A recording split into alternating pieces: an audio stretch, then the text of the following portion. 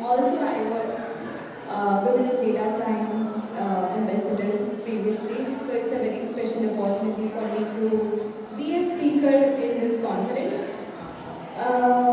So yeah, going to the title, that what exactly is the tech tsunami? What do I mean by it? So currently, all the big or small companies are saving the data in the text format, be it like a paragraph-wise, word-wise, or PDFs, or basically the presentation is about utilize how we can extract the information from that text data and utilizing it further according to the use cases. And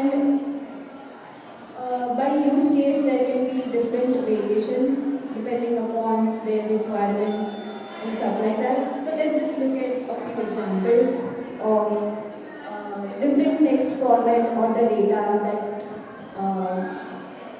companies are saving and facing to extract the data from.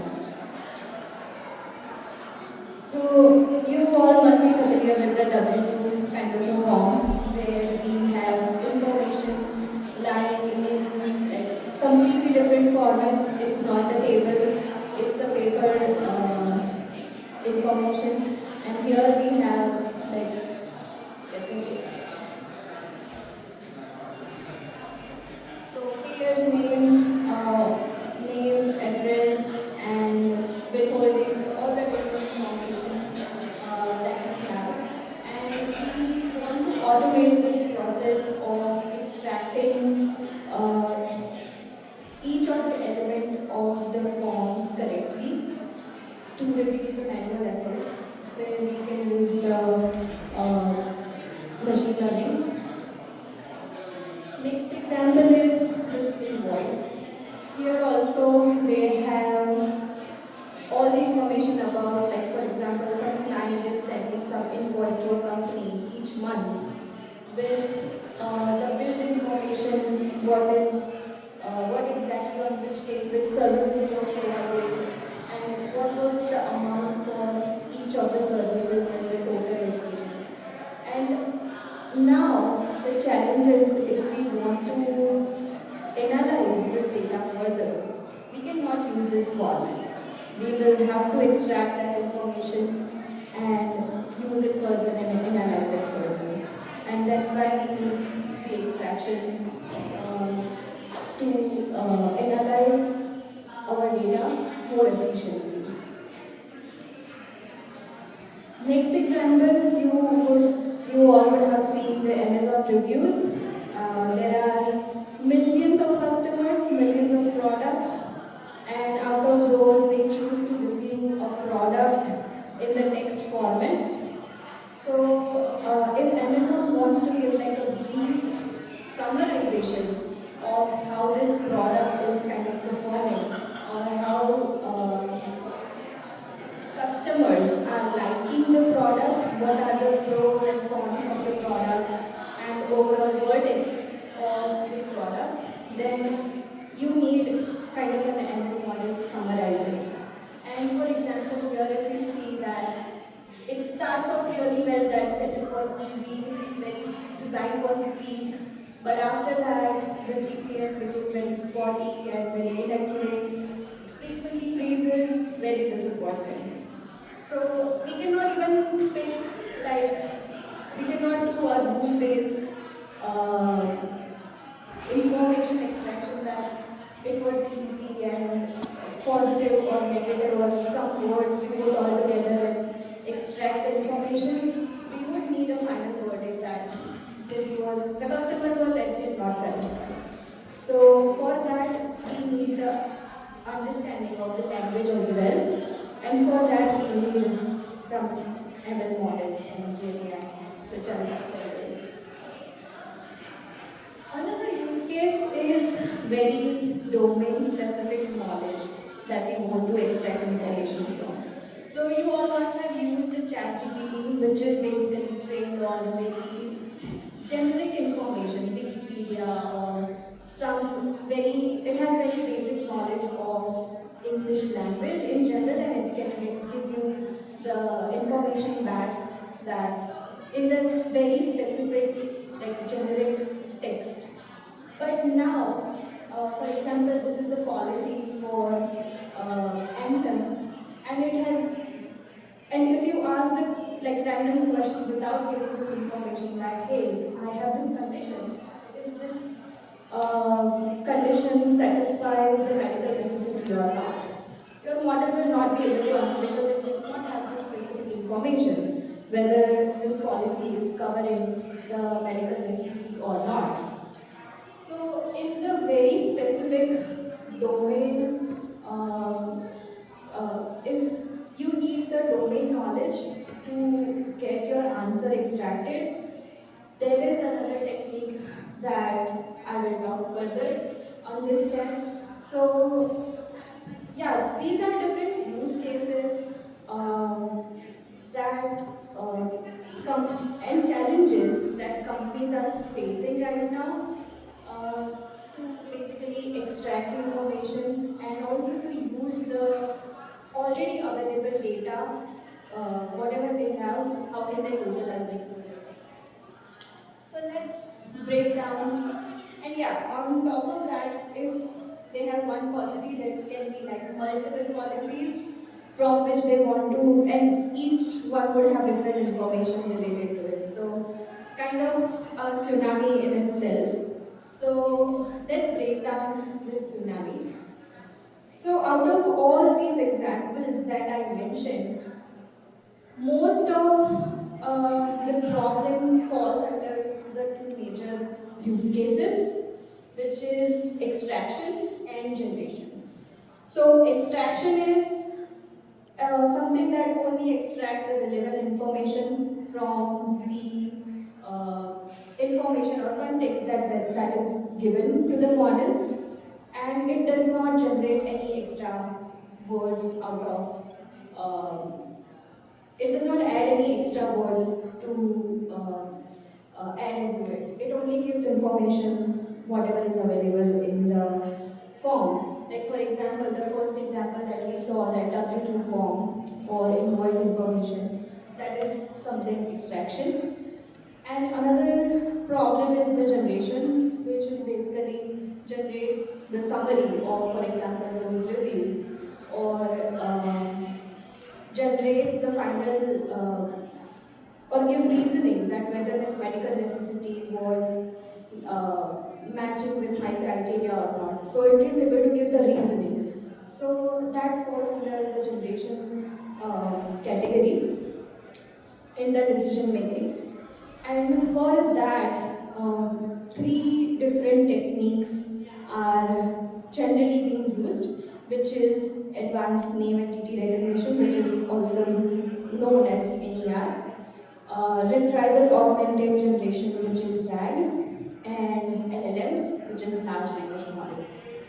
So let's dive deeper into each of the techniques. But before that, I'll be using this term a lot in this talk, so let's just go through embeddings, what it is called. So embedding is basically if you give the text format like king and queen or man and woman, and you visualize it in the 3D format. So the dimensions are, for example, gender, royalty, and age. You basically find the princess and queen in the same dimension, and queen and king would be very far opposite in the gender format. So that's how you basically represent the entire word pool into the vectors into depending upon what are your dimensions are, and it will be like millions of it. So that's how you create your vector embeddings out of all the words to further match it further. So for example, women and queen would be nearby with respect to gender, and that's how you can calculate the similarity scores also depending upon what values you have in your embeddings, and that's how you would be able to extract the information when you pass this embeddings to the model. So that's the basic concept of embedding.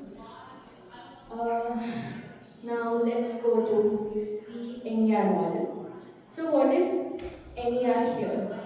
That it is a technique to identify the key information, which are the entities, text into the predefined categories. So here you see that all the highlighted terms, it has some categories to it. So World Health Organization is called organization. Geneva and Switzerland is geographic state or city, so you can identify that. You can also identify date and stuff like that. You can, yeah, and all the other common entities are like person, organization, locations, monetary values, and identifiers. And one of the popular NER model is SPACY and NLTK and word-based NER. So here you basically need to know first of all that what are the categories that you want to extract information from. So now to basically train the NER model, thank you. You first need to know your category. So here, for example, from the clinical note, you want to identify what are the chemicals, dosages, or disease. Then first of all, you need to identify what are the entities you want to extract from. The second part is how you will prepare your training data. So you will have to annotate your uh, you will have to annotate the text manually, or there are some tools are also available to kind of go through the word, each of the sentence and identify in which category or entity each word that you want to identify belongs to. So you will have to identify that, and so you can use annotation or you can also do rule-based matching, that if there is like you can give all these words as rules, or if you want to identify some kind of pattern that 500 mg, so you see mg or ml or grams or something like that, then it is called dosage. So you can create your rule-based matching and create your training data set and train the model further. And on the higher level, that how after giving this information, how model would learn that this is the entity that I want to pick. So it would be like word itself that has the meaning of that entity. Then part of the speech, that whether it is verb, adjective, or noun. So it will pick part of speech, which is also called POS tag as well. It will also pick up the surrounding words and give weightages to the surrounding word also to identify the exact entity. And in general, the broader context, what does the word itself means to identify it as an entity. So that's how it will identify the feature to extract the particular category from. So next algorithm was retrieval augmented generation, which is also very commonly known as RAG. So RAG is used when you have external data source that you want to extract the information from. So for example, that policy that I showed, it was an external information. General LLM won't have that information, or it is not trained upon that particular piece of information. So to feed that information to LLM, you need this RAG technique. Sorry, can I ask you one question? Yes. Sorry. Go ahead. So is the outcome of this is to create another sort of a tabular data set? For example, I'm thinking like the previous one that you showed, right? Father had this, mother had this, so we like take all of this information, but automatically create a tabular data set, which Correct. could be used for any number of purposes. Is that what it is? Right. You can. That is one of the use case. Also, one of the use cases that, for example, this is the one node, and another node does not have any information about disease or talking about some random thing. So, if you want to filter out those nodes or anything, so basically search engine that you want to filter out the information, then also you can use GenAI. Because RAGs are more definitely useful for, like, if you want to search for something in a corpus, it's good, right? Right. Then if I get like, I don't know, if I'm in a doctor's office, they get handwritten slips of hundreds of these or thousands of these at the end of the month. They say they want to digitize this, right? Right. Then I don't know how RAGs would be useful in that case, but I'm talking about taking this content and summarizing it and creating it in a table form. Table format. Right? Yeah. Can RAG be used for that, or is it? Yeah, it can be used for that. So what you're talking is like, again, same thing, giving the external information that model is not trained upon, give that medical thing to the RAG, give your prompt also that what you want to extract out of it. So it will basically match that information from the external data source along with the prompt and give you that information back. Great. So, yeah. And could one of the use cases also be, for example, redaction, where I'm searching for names in text that I want to ultimately redact, because perhaps it's medical records and I want to be able to find names, people, and remove all the personally identified information. Right. You can use that. Yes, I think there's like lots of different ways you can ultimately. And so have you? Well, maybe you just keep going. But yeah, this is cool. Very cool. Okay. So just a little architecture on how RAG works, that you give the external information to the RAG architecture. What it does is it first of all split the entire document into the chunks, basically, because it will need it will try to find out the exact information that you have asked for from the prompt. So it will divide the entire PDF into the chunks. It will create the embeddings out of it, those chunks, and it will save it into the knowledge base.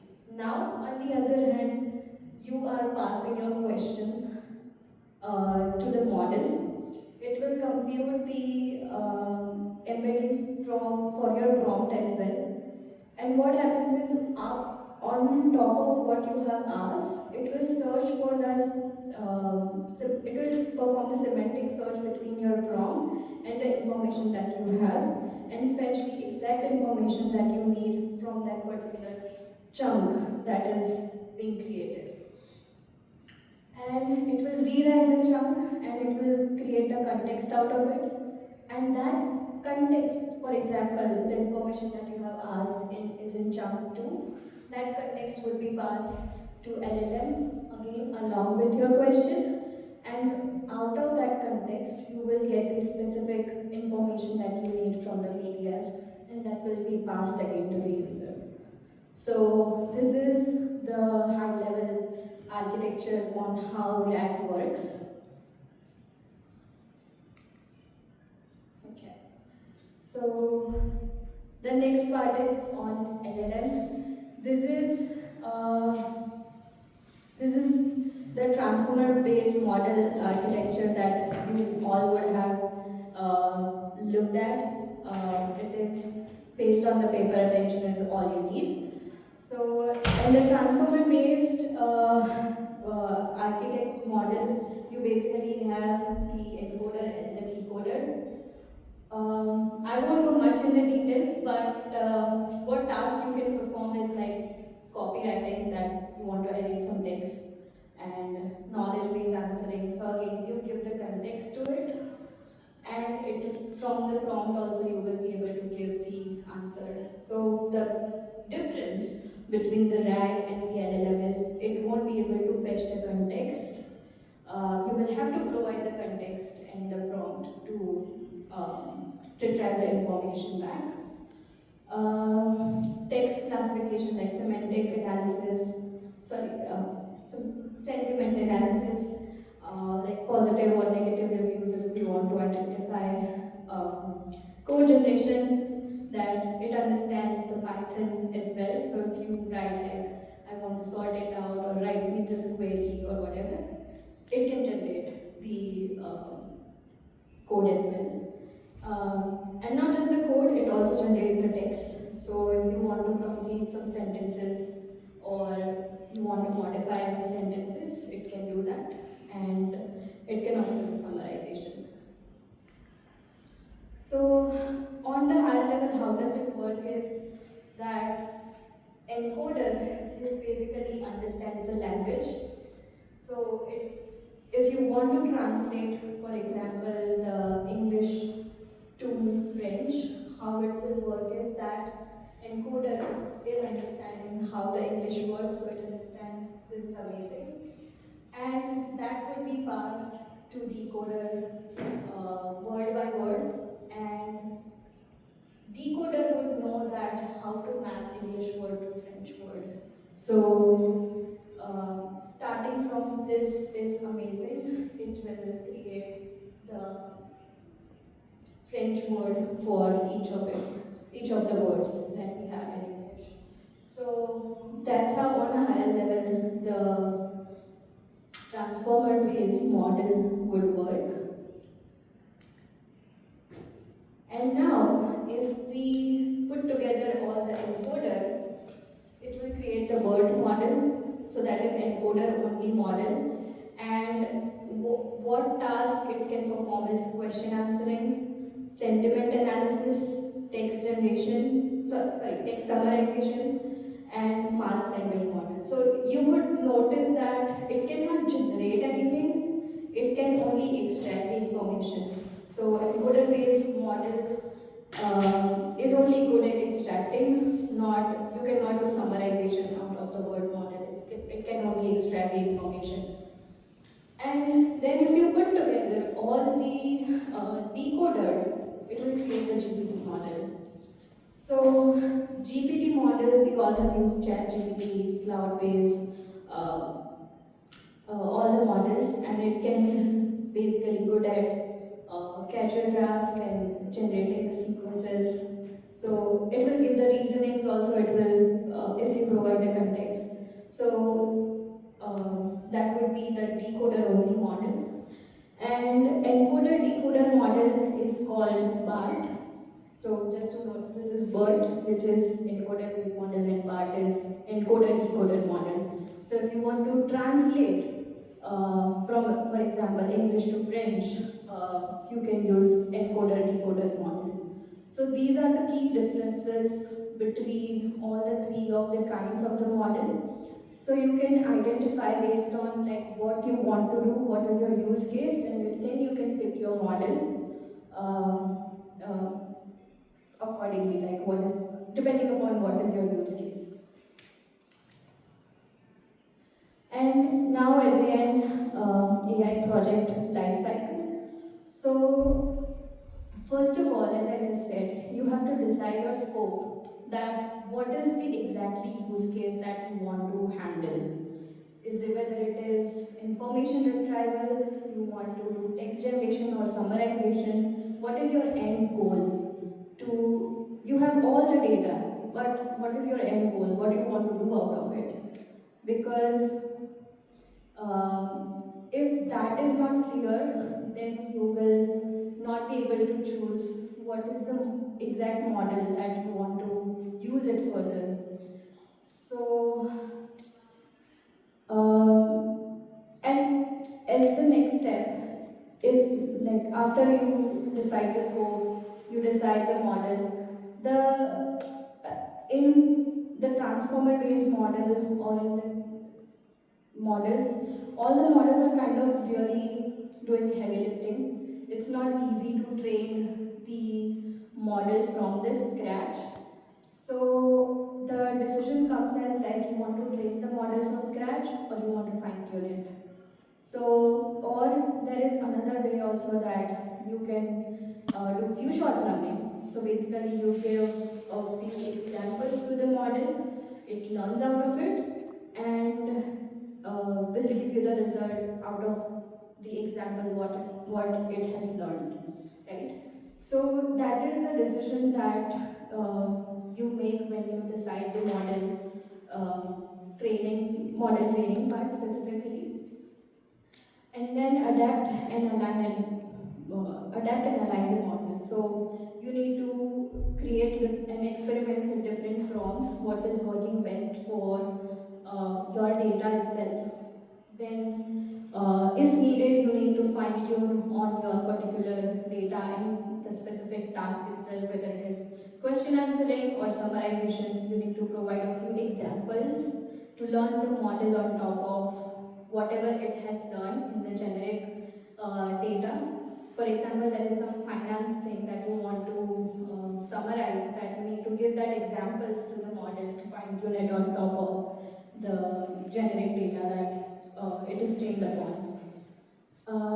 And also, a very important step is to align with the human feedback, because at the end it is just a model. It is bound to make mistakes. So having human feedback is also equally important. And from that feedback, revisiting probably the prompt engineering or fine tuning, evaluating the data again, and training the model. That cycle goes on. And at the end, application integration, which is creating API and make it available to the user to use at the end. But out of all this, the very important aspect to deciding which model to choose is also depends on the budget. That do you have budget for using LLMs? If you have versus the NER. So for example, as you mentioned that you just want to extract the names, you don't need LLMs for that. You can use NER, and because it is open source, it can be easily trained upon. So cost efficiency also matters a lot in making these decisions. Also on top of it, NER is just much more faster than passing the information to the LLM and retrieving it back. So efficiency is also equally important while making the decision on which model to choose and how we want to use it. Well, and speaking of specifically the reaction, there's also the application, as you're mentioning, what is my scope, what is my use case, because Right. let's say in health, I have to follow HIPAA, Right. and so as a result, I have to be, if I'm doing an automated process where there's maybe not a human in the loop, I have to be very, very certain I'm redacting all of the PII before passing the information to Correct. somebody else. So even if it's maybe less cost efficient, it may be more important to spend the extra money and have it be Correct. more redacted. Right. So if I'm doing, silly stuff like doing recipes online, maybe I need less expensive tool. Correct. But if I'm doing something really like health Right. There are policies that restricts you Right. from using certain kind of models because of the privacy reasons. Yeah. So all of this comes into consideration at the end while choosing the model and making the decisions further.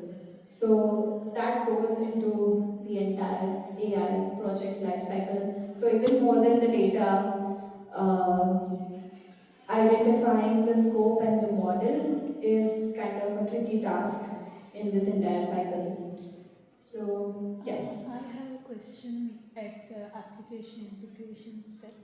So when you are unlike a coursework project, I think as a professional you have to deal with lots of data, and like she said, you have to apply a lot of data cleaning steps. Right. So can you use the available LLMs that are built by other companies, or if you are working for an AI company? I just wanted your Right. insight. Like when you are working for an AI company, do they focus? Do they ask the professionals to know you have to build something from scratch, or do because of the concerns that are there, the Mhm. privacy concerns, do they encourage you to train a model from scratch or code it on your own? I just Again, it depends that like what is your use case, how much budgeting you have, and do you have like if even if you want to train the data from the scratch, it takes to train the LLM from the scratch. It takes you need to have lot of data. So you have that information? yeah. That is also one more question. So. So it can be like mix of both. You can use for example, OpenAI, and on top of it, you fine tune your data, fine tune that model on top of your data, and use it according to your use case. That would be like the most efficient way to utilize the LLM that is available right now. Yes. So, because we were discussing about like different options on the model we can choose from, and then can you share a little bit on how do you choose a model, like not just the cost aspect of it, but the accuracy aspect of it, what you consider, and then how to make those. Right. So, for example, to just ease out the problem that questions that you have asked. So, for example, if we just want to extract the information and find out the efficiency of how the model is doing, right? So, you will need to have the ground truth first of all to match it like with whether the information is correct or not, and then there are few scoring matrices, which is like rouge or blue, that you can use to match the information with the ground truth, and you can identify the efficiency of the model, that how it is performing.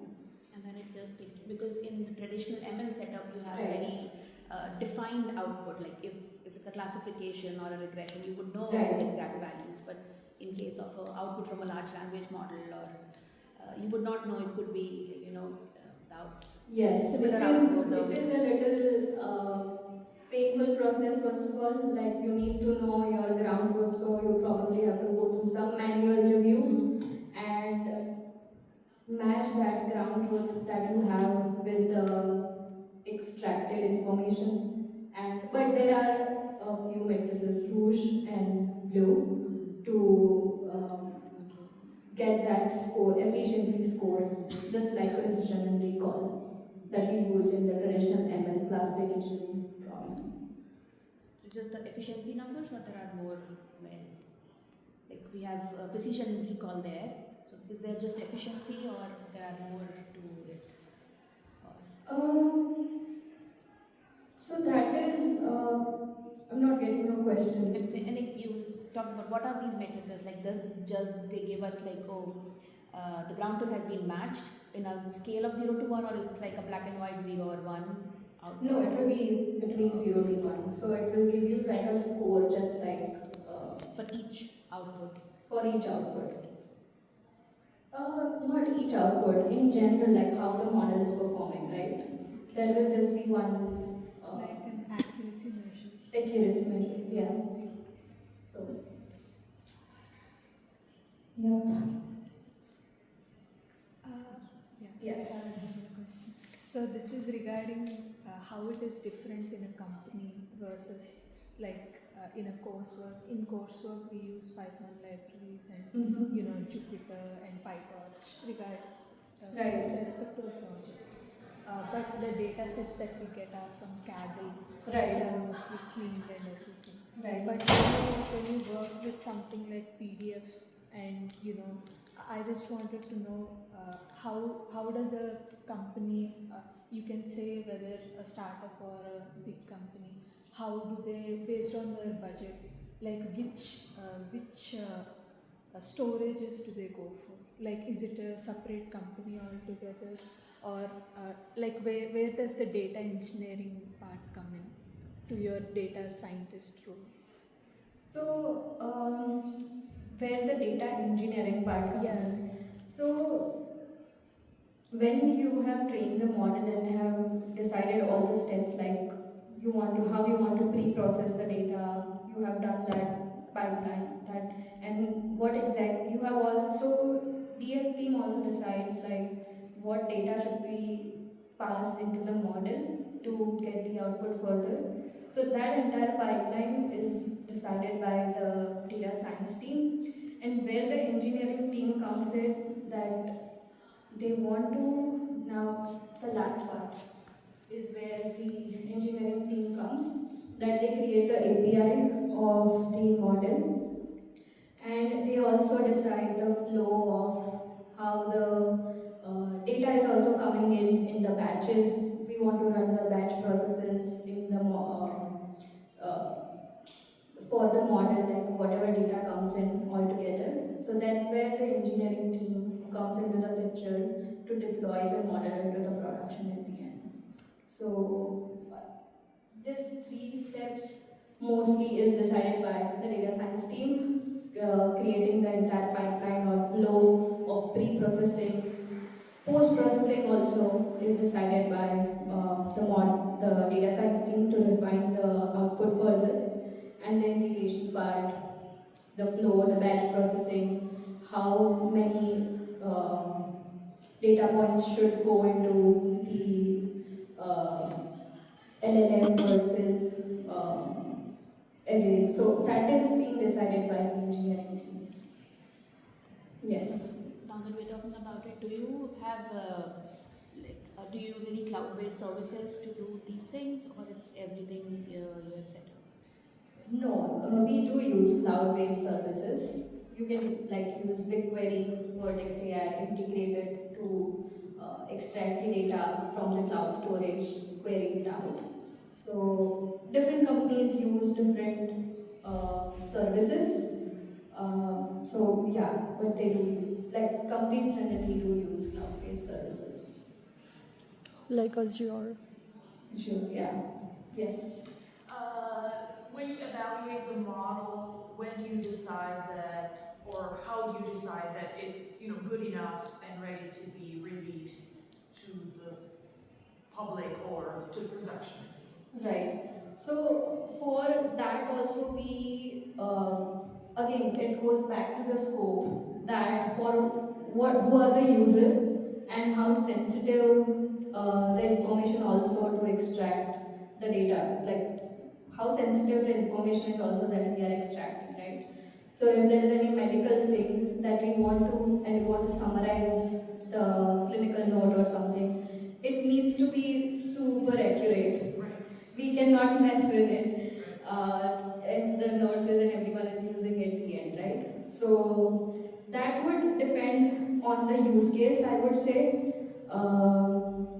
So So you yeah. have like test data, and then you have your training data, and then you have your testing data, and then you train the model based on your training data, and then you test it based on your testing data to see if the summary matched the summary Matches. that you generated, Yes. that you're expecting. So then you have a human create the summary based on like you essentially Yes. have a human create the summary of what you expect a human, like the best human possible, Right. to create a summary. Summary. And then you see if the model, like Is how able to close match it with is. it. Right. But because it's free-form text, like how do you make sure, like it's probably not going to be the same word for word, right? Right. So how do you get like the number, like how is it accurate, like how do you evaluate that? Yeah, so that's the metrics that I was talking about, Okay, the okay. Rouge score. So it does, it's not exactly the cosine similarity or word-to-word matching, but it will be able to identify how close the context of the summarization which is done by human versus the extracted or summarization by LLM, how close it is contextually. It will be able to identify that.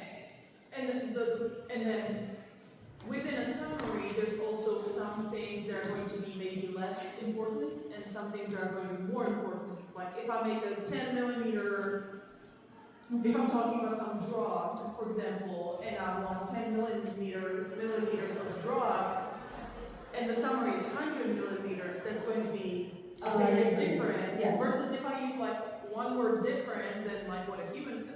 Yes. some data is going to be more important than others. So how do you like match that up? Right.